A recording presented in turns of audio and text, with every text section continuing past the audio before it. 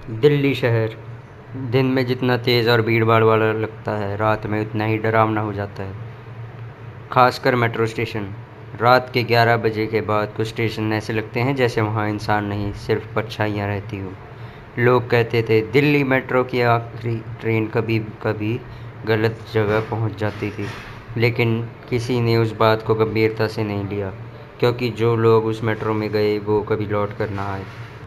22 साल का करण अपने दोस्त की बर्थडे पार्टी से घर लौट रहा था। वो थोड़ा लेट हो गया था। उसने मोबाइल निकाला। समय था 11:43। करण जल्दी जल्दी राजीव चौक मेट्रो स्टेशन की तरफ भागा। स्टेशन लगभग खाली था। कुछ सफाई कर्मचारी थे, कुछ थके हुए यात्री, बाकी पूरा स्टेशन सुनसान। तभी अनाउंसमेंट हुई, प्लेटफॉर्म नंबर 3 पर आने वाली आखिरी मेट्रो कुछ ही देर में जाएगी। करण ने राहत की सांस ली। गुड, वरना आज कैब से बहुत पैसे लग जाते।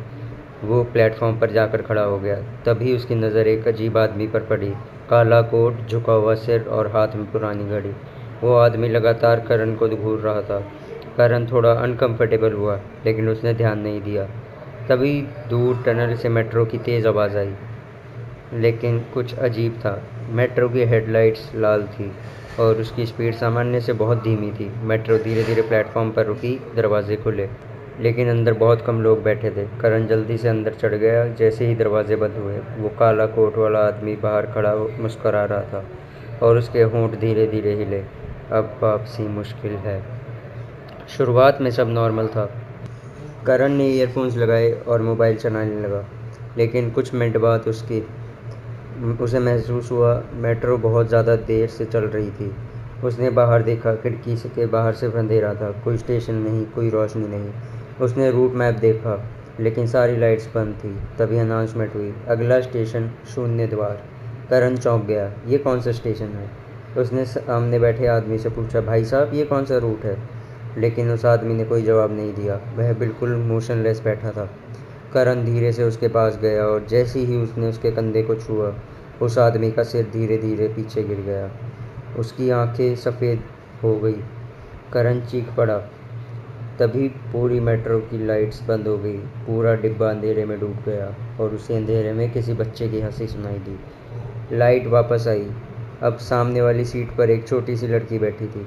सफ़ेद फ्रॉक, गीले बाल और हाथ में टूटी हुई गुड़िया। वो करण को देख रही थी। धीरे धीरे मुस्कुराते हुए करण डर गया। तो तुम कौन हो? लड़की बोली। तुम्हें यहाँ नहीं आना चाहिए था। करण कांप गया। ये कौन सी मेट्रो है? लड़की ने धीरे से खिड़की की तरफ इशारा किया। करण बाहर देखा और उसकी सांस रुक गई। मेट्रो ज़मीन के नीचे नहीं थी। वो किसी अजीब अंधेरे दुनिया में चल रही थी। चारों तरफ धुआं, टूटी इमारतें और दूर दूर तक चीखों की आवाज़। करण पीछे हट गया। मुझे उतरना है, लड़की धीरे से बोली। अब बहुत देर हो चुकी है। कुछ देर बाद मेट्रो रुकी। बाहर स्टेशन का नाम लिखा था, मृत्युलोक। पूरा स्टेशन सुनसान था। दीवारों पर काले हाथों के निशान बने थे। ऊपर लगी ट्यूबलाइट्स बार बार ब्लिंक कर रही थी। तभी धीरे धीरे प्लेटफॉर्म पर लोग दिखाई देने लगे, लेकिन उनके चेहरे नहीं थे, सिर्फ काली परछाइयाँ। वे सब धीरे धीरे मेट्रो की तरफ बढ़ने लगे। करण डर कर पीछे हट गया। ये लोग कौन हैं? लड़की की आवाज़ भारी हो गई। ये वो लोग हैं जो कभी घर नहीं पहुंच पाए। तभी सभी परछाइयाँ अचानक उसकी तरफ दौड़ने लगी। करण चीखता हुआ अगले डिब्बे की तरफ भागा। अगले डिब्बे में पहुंचते ही करण रुक गया। पूरा फ्लोर खून से भरा था। सीटों पर घायल लोग बैठे थे। किसी का चेहरा जला हुआ था, किसी के हाथ टूटे हुए थे, और सभी करण को घूर रहे थे। तभी एक आदमी धीरे धीरे उठा। उसका आधा चेहरा जला हुआ था। वो बोला, तुम जिंदा हो? करण कांप गया। मुझे जाने दो। आदमी धीरे से हंसा। यहाँ आने वाला इंसान यही कहता है। वो आदमी करण को पुराने डिब्बे में ले गया। दीवारों पर जले हुए निशान थे। आदमी बोला, 15 साल पहले इस लाइन पर एक बड़ा हादसा हुआ था। मेट्रो टनल में आग लग गई। सैकड़ों लोग जिंदा जल गए। करण की आंखें फैल गई।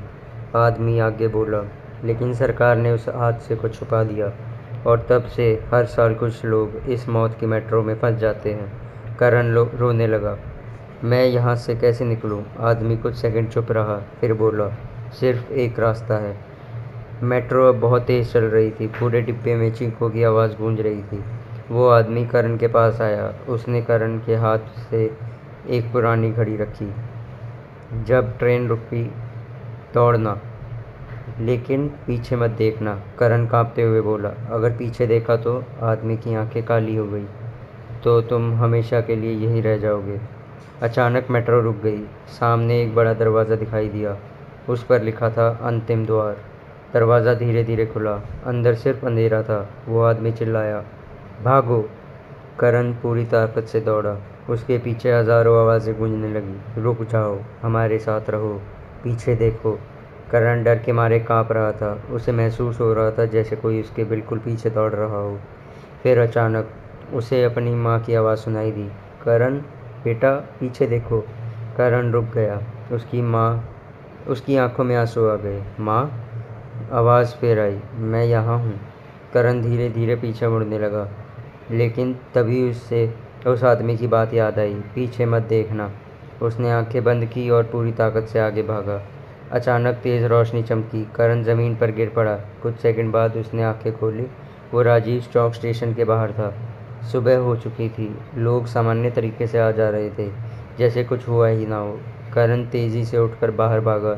उसने पीछे मुड़कर स्टेशन की तरफ देखा। सब नॉर्मल था, लेकिन तभी उसे शीशे में छोटी लड़की दिखाई दी। वो मुस्कुरा रही थी और उसके हाथ में अब करण की फ़ोटो थी। उस घटना के बाद करण बदल गया। वो रात में कभी मेट्रो से सफ़र नहीं करता था, लेकिन डर अभी ख़त्म नहीं हुआ था। हर रात ठीक 11:45 पर उसके फ़ोन पर नोटिफिकेशन आता, आपकी ट्रेन आने वाली है। वो तुरंत नोटिफिकेशन डिलीट कर देता। अगले दिन फिर वही मैसेज आ जाता। धीरे धीरे करण बीमार रहने लगा। उसकी आंखों के नीचे काले घेरे पड़ रहे थे। उसे हर जगह वही छोटी लड़की दिखाई देती, कभी शीशे में, कभी टीवी में, कभी भीड़ में। एक रात करण ने गुस्से से फ़ोन तोड़ दिया, लेकिन उसी समय कमरे की लाइट बंद हो गई और अंधेरे में आवाज़ गूंजी, भागकर कहाँ जाओगे? करण डर के मारे जम गया। धीरे धीरे कमरे के कोने में दो सफ़ेद आंखें चमकी। फिर वही छोटी लड़की बाहर आई। इस बार उसके चेहरे पर मुस्कान नहीं थी। वे धीरे से बोली, अब तुम्हारा स्टेशन आ चुका है। तभी करण के कमरे का दरवाज़ा अपने आप खुल गया। बाहर वही लाल हेडलाइट वाली मेट्रो खड़ी थी।